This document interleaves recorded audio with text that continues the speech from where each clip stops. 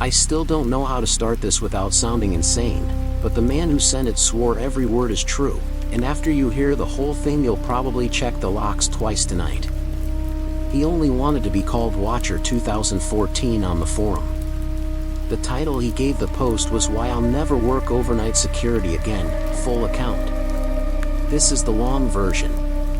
The one he said he couldn't bring himself to post the first time because nobody would have read past the third night. Grab coffee. This is going to take a while. My name doesn't matter anymore. Call me Ray. 47 years old, divorced, one daughter named Emily who stopped speaking to me 3 days before I took the job. Not because of a fight. Because of the slow, ugly way I let everything rot. The last text she sent me was short: "I can't keep watching you kill yourself, Dad. Please don't call again." That was it. Period, like a gunshot. 3 days later I saw the ad on a private security board: live-in night watchman. Remote mountain location, North Georgia. $19 an hour, housing included, minimal supervision. Must be willing to stay on site full time. No drug test. No questions. I applied the same hour.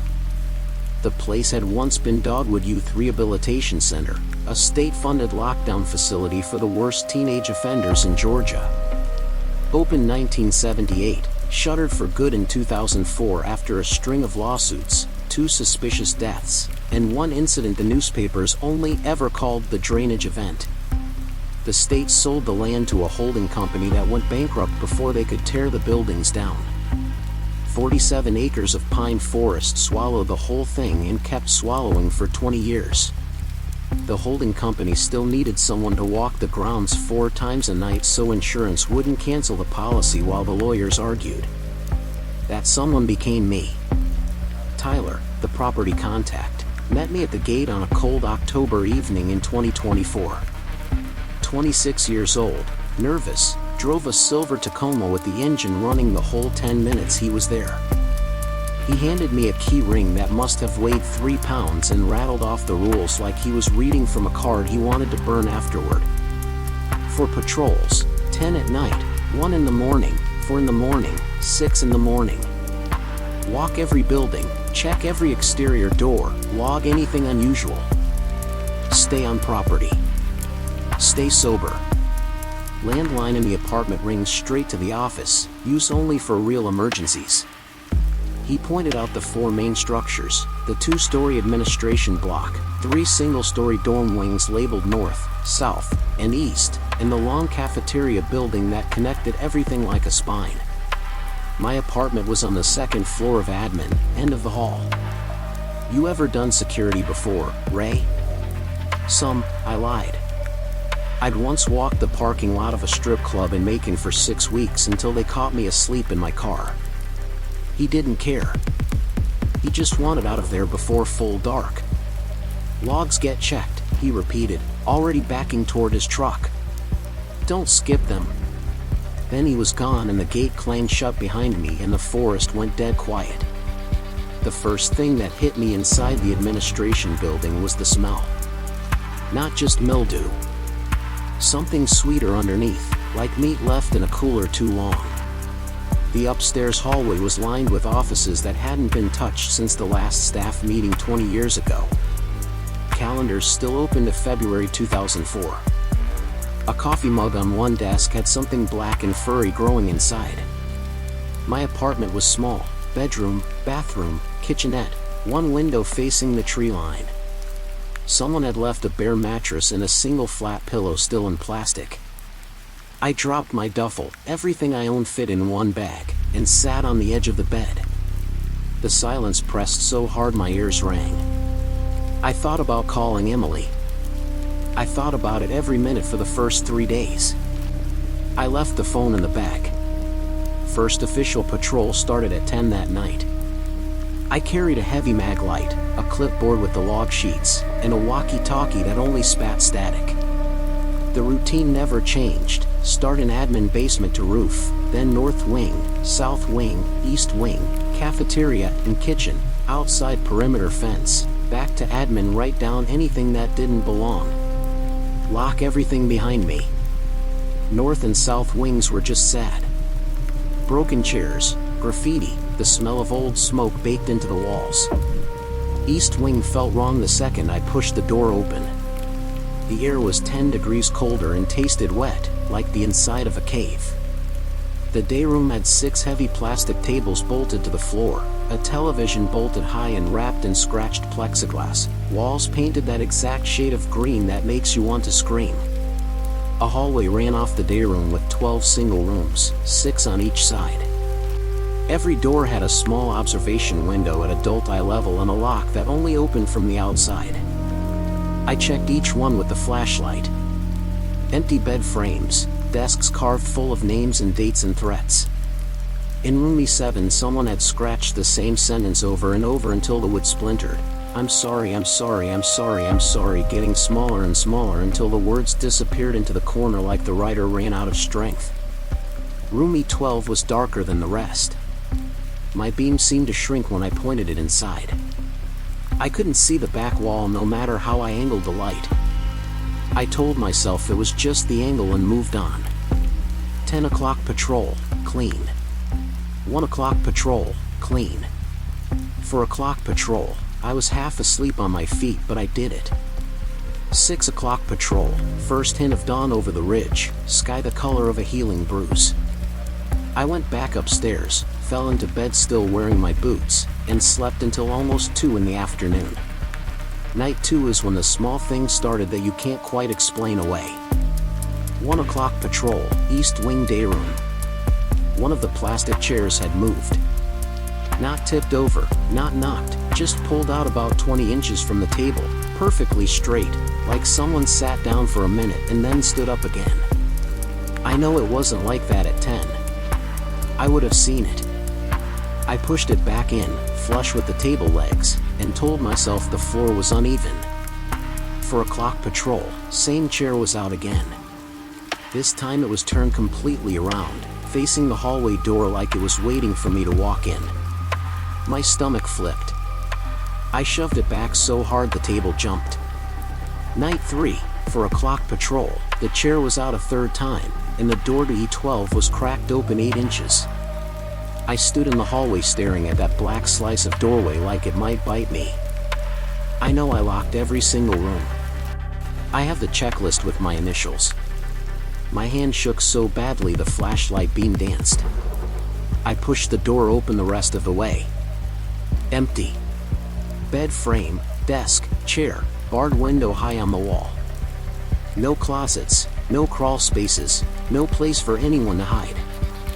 I stepped inside to be sure, swept the light into every corner. Nothing. I slammed the door, locked it twice, rattled the handle until my wrist hurt. Solid. I wrote possible faulty latch E12 on the log and tried not to run back upstairs. 6 o'clock patrol, pale gray dawn leaking through the windows. I came through East Wing one last time. The door to E12 was open again. Just a crack, but definitely open. Something cold crawled up my spine and nested at the base of my skull. I closed it, locked it, and didn't sleep at all that day. Night 4 I found the footprints. 2:15 in the morning, walking the east hallway, I heard dripping. Slow, steady, like a faucet someone forgot to turn off all the way. I followed the sound to right outside E12. The tile floor was soaked, puddles of dark, murky water that reflected my flashlight like oil. And leading away from those puddles were small barefoot prints, maybe size 3, heading out the day room door, across the courtyard, straight into the administration building. I followed them because I didn't know what else to do. My own boots didn't leave marks on the wet concrete. Up the metal stairs, echo swallowed by the water on the floor, down the upstairs hallway past the empty offices, all the way to my apartment door. 2 tiny prints faced inward, toes pointed at my threshold like someone had stood there a long time, waiting for me to come home and let them in. I spun around, shining the light both directions. Empty hallway. When I looked back down, the prints were already fading, soaking into the concrete like they were never there. I checked every bathroom on the floor, every pipe, every ceiling tile. Dry. Bone dry. That night I took the flask out of the duffel for the first time. Just one swallow. Just enough to stop my hands shaking so hard I couldn't hold the flashlight. Night 5 was quiet. Almost too quiet. Like the building was holding its breath. Night 6 everything cracked wide open. 4:05 in the morning, East Wing, doing the quick sweep through each window. E12. I stopped so fast my boots squeaked. There was a shape in the far corner. Tall for a child, thin, shoulders moving slow up down, like it was breathing. I pressed my face to the little window, cupped my hands around the glass to cut the glare. It was facing the wall, rocking slightly. The beam from my mag light didn't reach all the way across the room, the darkness just swallowed it. "Hey!" My voice came out too loud in the dead hallway. "You can't be in here. This is private property." It didn't turn. Just kept that slow breathing. I sprinted upstairs, heart hammering so hard I tasted metal. There was a second key ring in the drawer, old brass skeleton keys for the individual rooms. I grabbed the one marked E and ran back down. 2 minutes, maybe less. I jammed the key in, threw my shoulder against the door, flashlight raised like a weapon. Empty. Completely empty. No place to hide. The window was barred and painted shut 20 years ago. The door had been locked from the outside. I stepped inside anyway, sweeping every corner, adrenaline singing in my ears. The door slammed behind me. Lock clicked. Lights in the hallway went out. Pitch black. Then I felt it. Cold breath on the back of my neck, slow and deliberate.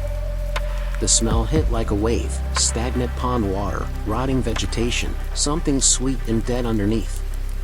Something was in the room with me, inches away. I heard it inhale, exhale, inhale, right against my skin. My flashlight slipped from my fingers, clattered, rolled. I lunged for the door handle, lock solid. I beat on the steel with both fists, screamed until my throat was raw. The breathing moved around me, circling, brushing my cheek now, wet and icy. I squeezed my eyes shut and waited for hands on my throat. The handle turned from the outside. Door flew open. Hallway lights blazed back on like nothing happened. I fell backward into the corridor, gasping, crawling until my back hit the opposite wall. The room behind me was empty, doors standing wide. My flashlight stood perfectly upright in the exact center of the floor, lens down like someone had placed it there as a joke. I snatched it and ran upstairs, locked my apartment door, turned every light on, and sat on the floor shaking until the sun came up.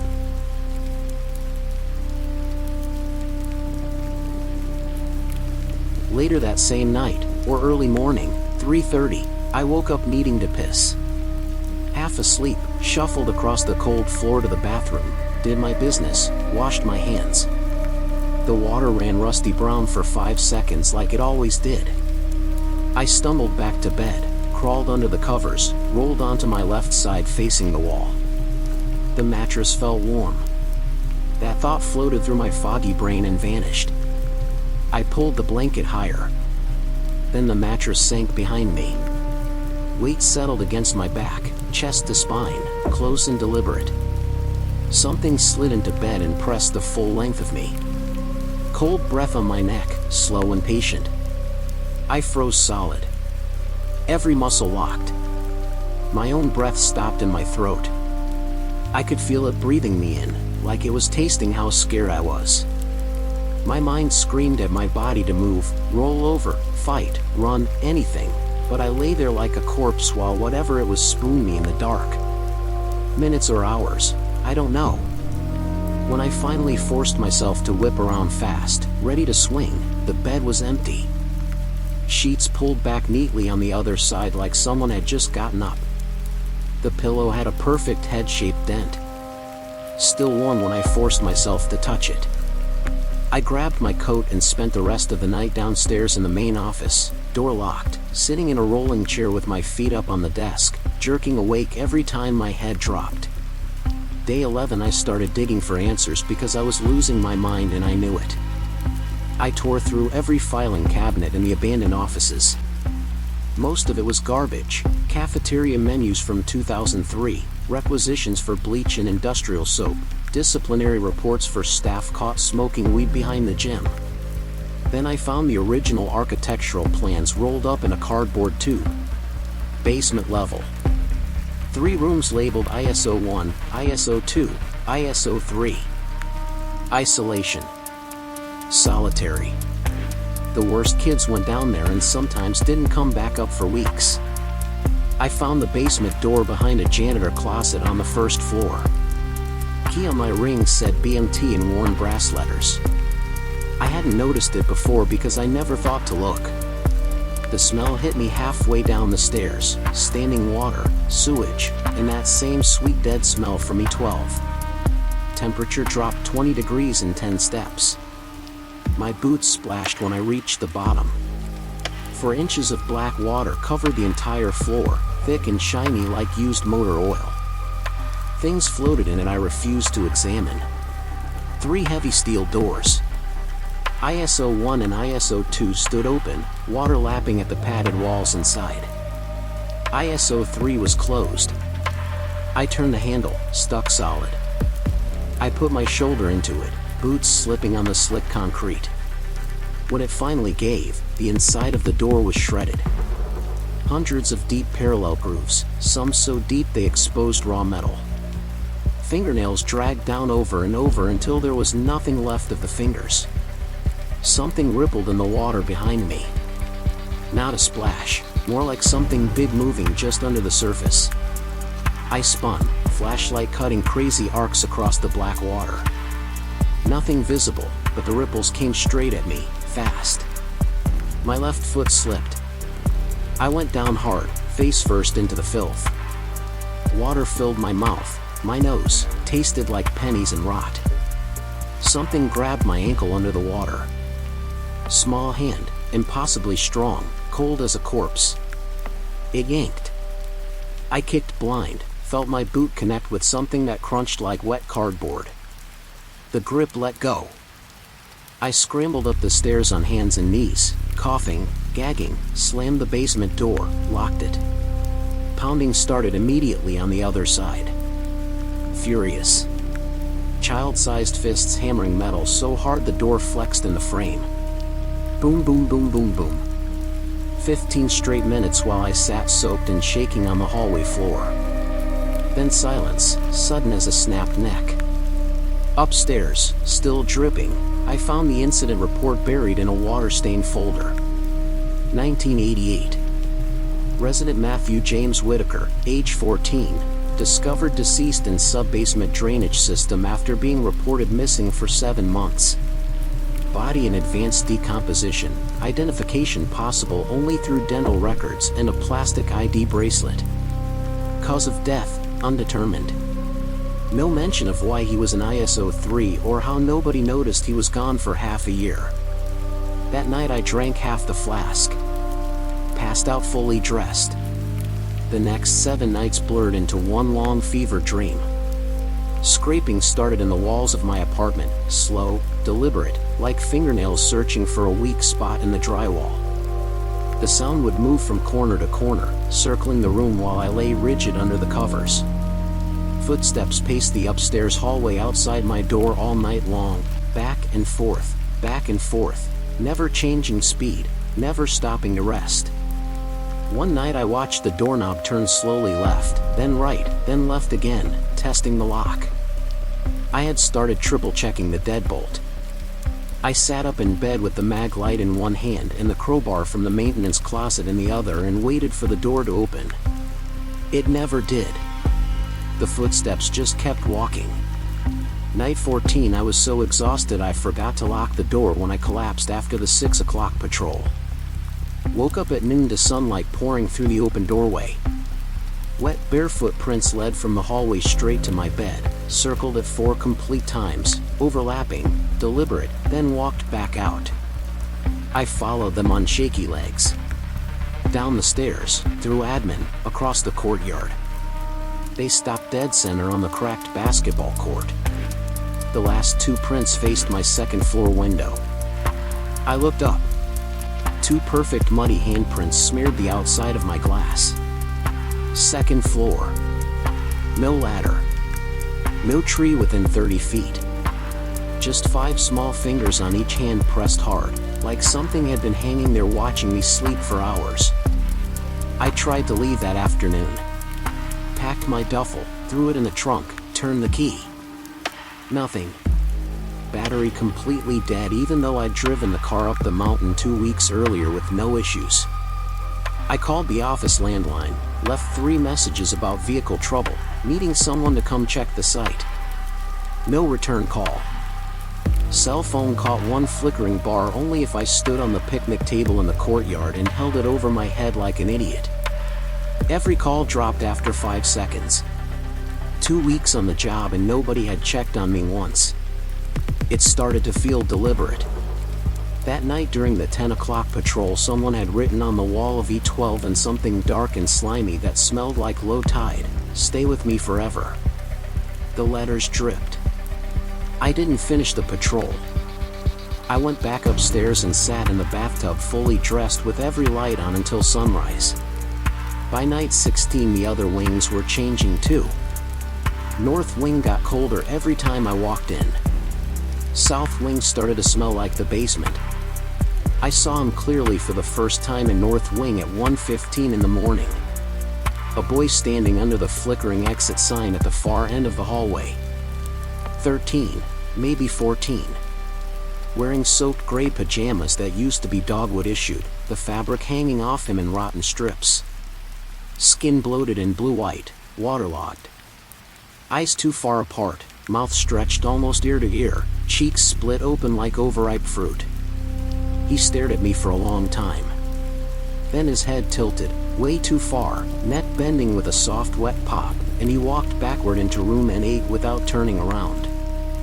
I ran to the window. Empty. Behind me came the sound of wet bare feet slapping concrete, running.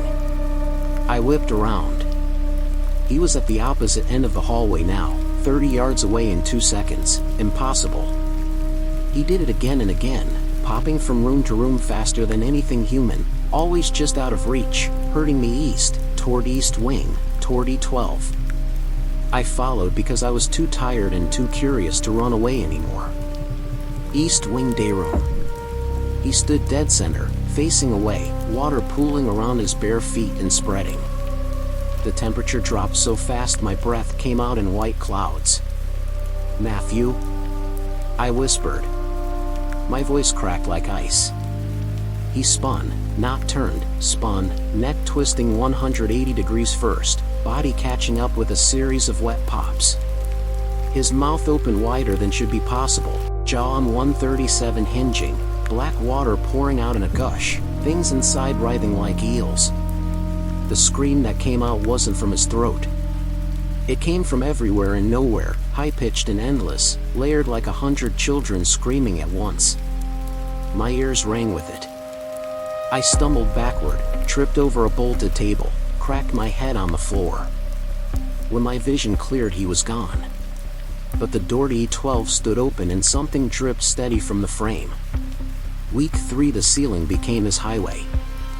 I would hear him scuttling above me no matter which building I was in, fast, insect-like, joints clicking, nails scraping ductwork. One afternoon in the cafeteria a ceiling tile lifted slowly. His face stared down from the darkness, upside down, grinning with too many teeth, black water dripping from his mouth like rain.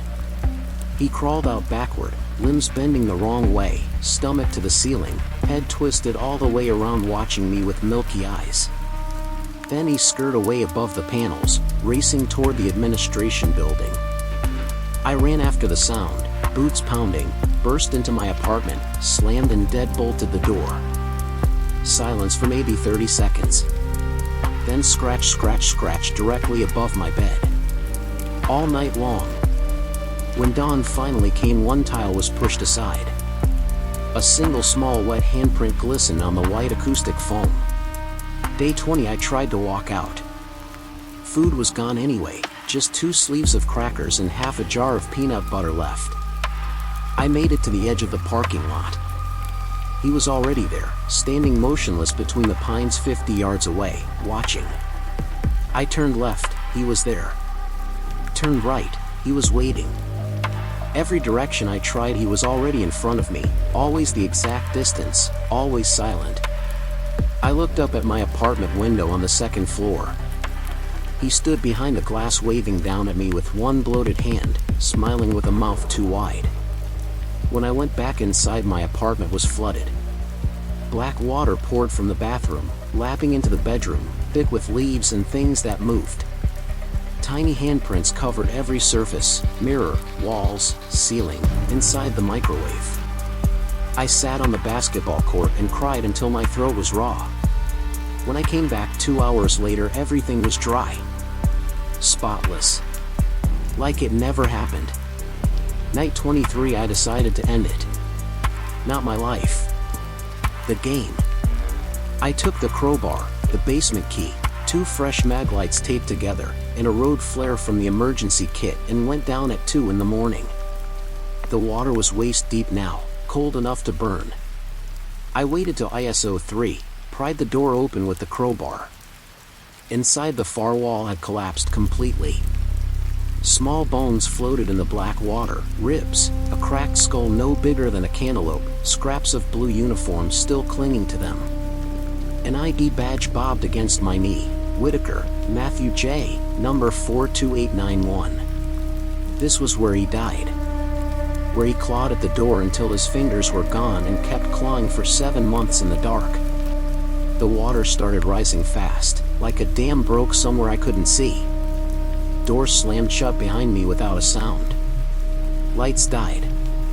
The little emergency bulb outside glowed sickly green through the observation window.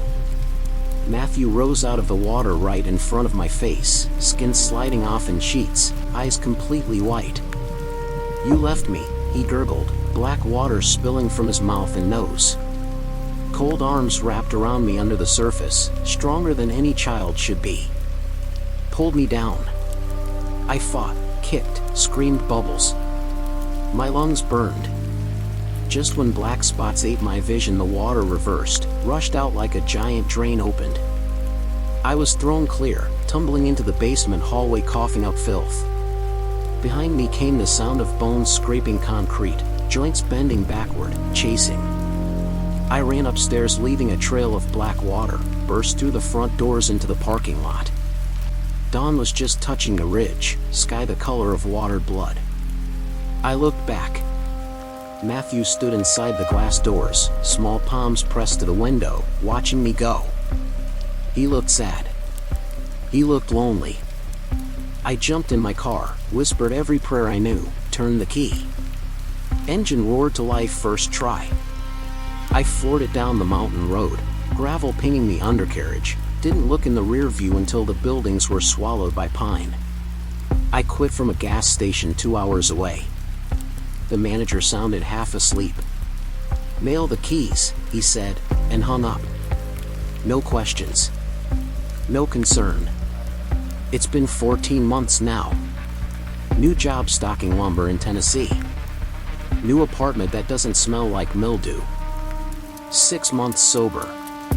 Emily answers my texts now, short, cautious, but she answers. She's coming to visit next weekend.